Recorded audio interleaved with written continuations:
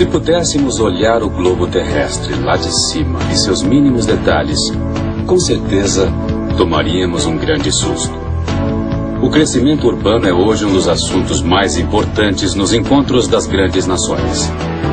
A preocupação com a qualidade de vida tem levado os governos a repensarem suas políticas. E a sociedade civil tem se mobilizado procurando alternativas viáveis para os seus problemas. Estatísticas mostram que em menos de 2 séculos, a população mundial triplicou, podendo chegar no ano 2000 a 6 bilhões de habitantes. A atividade industrial também acompanha esse crescimento. Um número cada vez maior de produtos de todos os tipos saem das linhas de produção para atender o consumidor. Mas as coisas nem sempre foram assim. Antes da metade do século XVIII, as pessoas produziam para o seu próprio sustento. O trabalho artesanal era feito com ferramentas improvisadas. Nessa época, os países europeus, sobretudo a Inglaterra, se expandem e acumulam riquezas.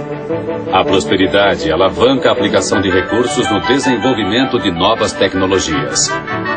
A máquina a vapor marca o início da Revolução Industrial. O homem do campo vai para as grandes indústrias que crescem num ritmo alucinante. A segurança e o bem-estar dos trabalhadores nem sempre cresceu no mesmo ritmo. O número de acidentes nas linhas de produção deixava clara a falta de planejamento dos empregadores. O assalariado passou a reivindicar seus direitos. Com o capital excedente proveniente da lavoura do café, o Brasil inicia sua industrialização na década de 30. Já em 1943, a consolidação das leis trabalhistas estabelece as comissões internas de prevenção a acidentes, com o objetivo de observar, estudar e melhorar as condições de trabalho dentro das indústrias. O chamado milagre econômico traz ao país empresas multinacionais e tecnologia de ponta para a exploração do petróleo e de minérios. No entanto, os altos índices de acidentes persistiam. Entre 1975 e 1976, o Brasil chegou a ter 10% dos seus trabalhadores acidentados. A realidade de hoje não pode ser considerada um exemplo de mudança. O país continua registrando números elevados. E é num ambiente de grandes perdas humanas e econômicas que surge o mapa de riscos. Uma ferramenta importante a serviço das empresas e de seus funcionários. Criado no ano de 83, o mapa de riscos é elaborado pelas CIPAs.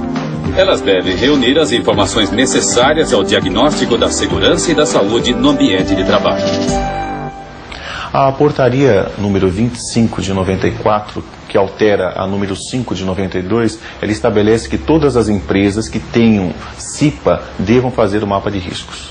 Para o profissional de segurança, o mapa de riscos proporciona uma identificação de agentes que numa inspeção normal ele não conseguiria, porque a metodologia utilizada pelo mapa proporciona uma investigação, um diálogo com o trabalhador sobre as condições de trabalho. E ele, que está há mais tempo nesse ambiente de trabalho, dá muito mais informações do que você conseguiria num espaço curto de tempo fazendo uma inspeção.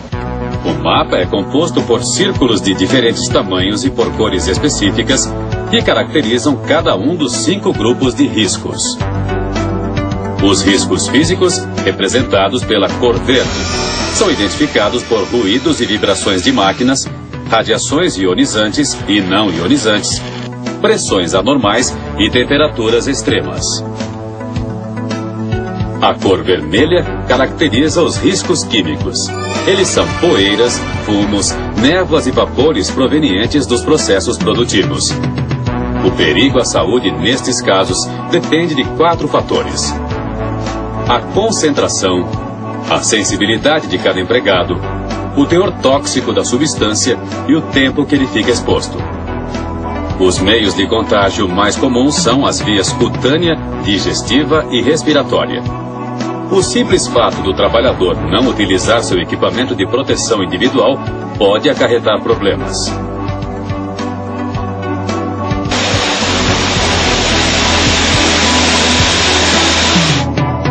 Os riscos biológicos, identificados pela cor marrom, ocorrem no contato com certos micro-organismos. Os trabalhos em hospitais e laboratórios são exemplos deste tipo de risco. Da mesma forma que os riscos químicos, a contaminação por agentes biológicos se dá pelas vias respiratória, cutânea e digestiva. O quarto grupo é composto pelos riscos ergonômicos e representado pela cor amarela. Eles surgem durante a execução das tarefas diárias, como a falta de mobiliário adequado, jornadas excessivas e monótonas, esforço físico exagerado e incorreto, falta de iluminação e repetitividade. As consequências deste tipo de risco são o estresse, lesões físicas e problemas psicológicos sérios.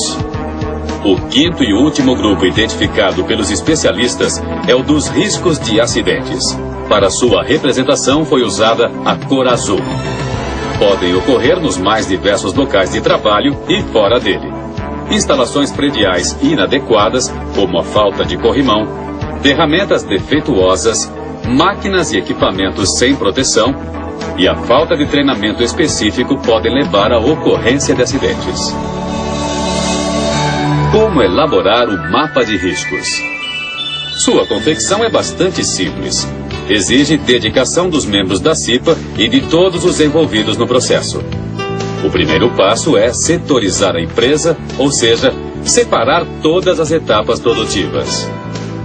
A divisão por áreas menores facilita o trabalho de reconhecimento dos riscos. Para o mapa de riscos, o contato com o empregado, a entrevista é essencial. Hoje, em higiene do trabalho, você não consegue identificar um risco se você não conversar com o trabalhador, se você não está próximo ao local de trabalho. O passo seguinte, portanto, é visitar os locais.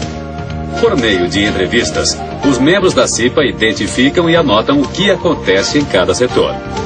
O questionário deve ser simples, pois o empregado, muitas vezes, não sabe o tipo de risco presente. Perguntas do tipo o que incomoda e quanto incomoda não podem ser esquecidas. O registro detalhado e individual é de extrema importância, pois as respostas dos empregados determinarão as atitudes futuras. A terceira etapa compreende a tradução das informações coletadas para a forma simbólica. Os membros da CIPA classificam os riscos encontrados e determinam sua representação gráfica. O círculo varia de tamanho de acordo com o grau de perigo que representa. Pode ser desenhado ou colado sobre o layout da empresa. Após a pintura correspondente ao risco, é informado o número de trabalhadores expostos e as medidas a serem adotadas. Se necessário, o círculo é dividido.